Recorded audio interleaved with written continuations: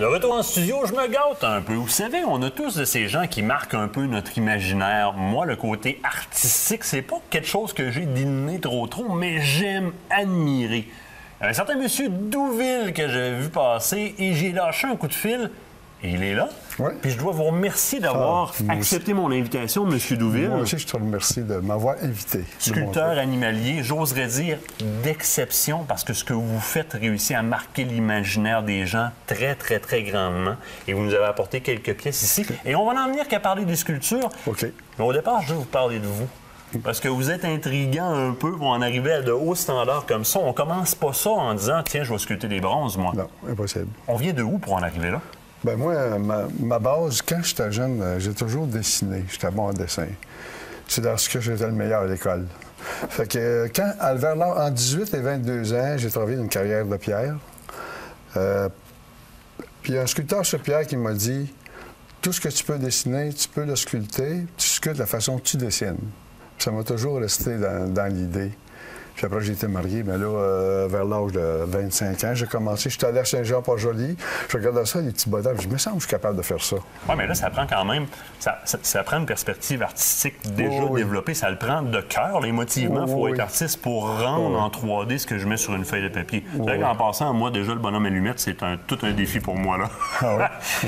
Et vous n'en êtes pas arrivé là au début. Moi, j'ai entendu dire que dans le parcours, en quelque part, il y a eu du canif et du petit bout de bois. Avec un petit canif, puis j'ai fait un petit bonhomme à peu près ça d'eau, là.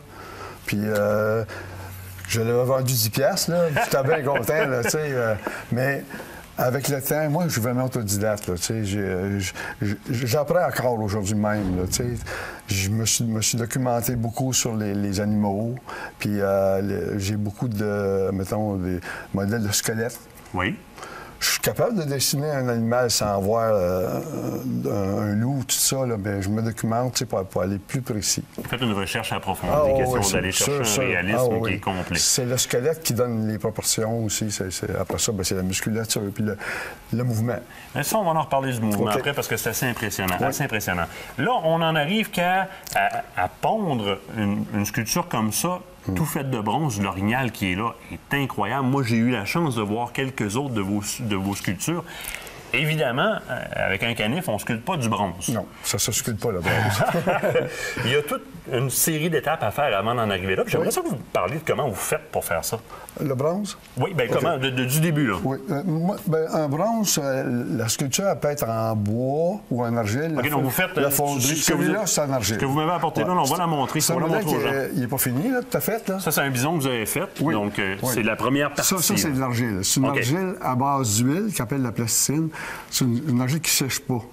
Elle est toujours pareille. Ça peut faire 2 ans que je n'ai pas touché, elle reste toujours pareil. Nous autres, la fonderie, c'est un polymère, un caoutchouc liquide. OK, donc vous apportez ça dans une fonderie. Oui, tel qu'il est là, ça reproduirait exactement la même chose. OK. C'est un caoutchouc liquide, un polymère, là, qui recouvre la pièce, puis il laisse durcir le moule. Quand le moule est durci, ils mettent un plâtre par-dessus le moule pour que ça se tienne. Puis ensuite, ils rouvrent le moule en 2. Là, ils n'ont plus besoin de la sculpture. Là, ils font fondre une cire dans le moule de caoutchouc. Ça reproduit exactement la même chose en cire. C'est vide comme une poule en chocolat, mettons. Okay. Après ça, ils font une ouverture en dessous. Ils saucent dans un bassin de céramique liquide. Ils saupoudrent de sable fin. Ça fait une coquille de céramique qui durcit très vite. Ils font ça une fois par jour, à peu près environ pendant 10 jours. Ensuite, ils mettent la pièce dans un four, ils font fondre la cire. Quand la cire est fondue, la coquille de céramique, entre les 2 parois, c'est vide. Là. Oui. Ils font chauffer le bronze, puis ils coulent le bronze à la place de la cire dans la coquille de céramique. Là, vous avez compris à la maison que pensez pas faire ça sur le comptoir de cuisine. C'est complexe. Je mets ça simple, c'est plus compliqué que ça, en tout cas. Puis après ça, quand le bronze est refroidi, il casse la coquille de céramique, là, c'est le bronze qui est là. Celui qui est en dedans, il reste là. Puis après ça, bien, pour donner la couleur... parce qu'on voit, là, il y a quand même... Ça, c'est la patine, oui. Il y a de la patine, vous appelez ça? On appelle ça la patine, oui. Donc, la coloration qui est donnée, on le voit très bien sur le loup ici, là. Ça, c'est un art. La fille qui on fait ça comment? Ça, c'est chauffé avec une torche, puis différents acides qui fait une réaction, puis différents acides pour, mettons, pour telle couleur, une autre acide pour une autre couleur. Donc, le côté un peu toiture Château-Frontenac, là? Oui, oui. La réaction, donc, on veut donner de la vie, mais on veut aussi donner de l'histoire à cette pièce-là. Oui, on lui donne des signes comme ça. Oui. Maintenant, vous décidez à savoir si ça va être une pièce unique ou si ça va être une 1 de 8 ou 1 de 10. En bronze, la plupart du temps, c'est 1 sur 8. Puis j'ai toujours 4 épreuves d'artistes que je fais à la fin. Il y en a 12. OK. Si les 12 sont vendus, bien là, on brise le moule. On casse le moule. Je ne refais pas, je ne continue pas l'autre pièce. Bien, dans ce cas-ci, moi, mes parents ont cassé le moule, mais pour ne pas répéter la même erreur 2 fois. Vous, c'est différent, c'est pour terminer la série. Vous avez été dans des grandes galeries, vous avez été sur New York, vous avez été sur Los Angeles, à Paris, vous avez été un peu partout. Là, la grande question, évidemment, on peut vous trouver facilement sur Facebook, mais en dehors de ça, dans la vie de tous les jours, les gens qui veulent voir vos œuvres vont les voir où?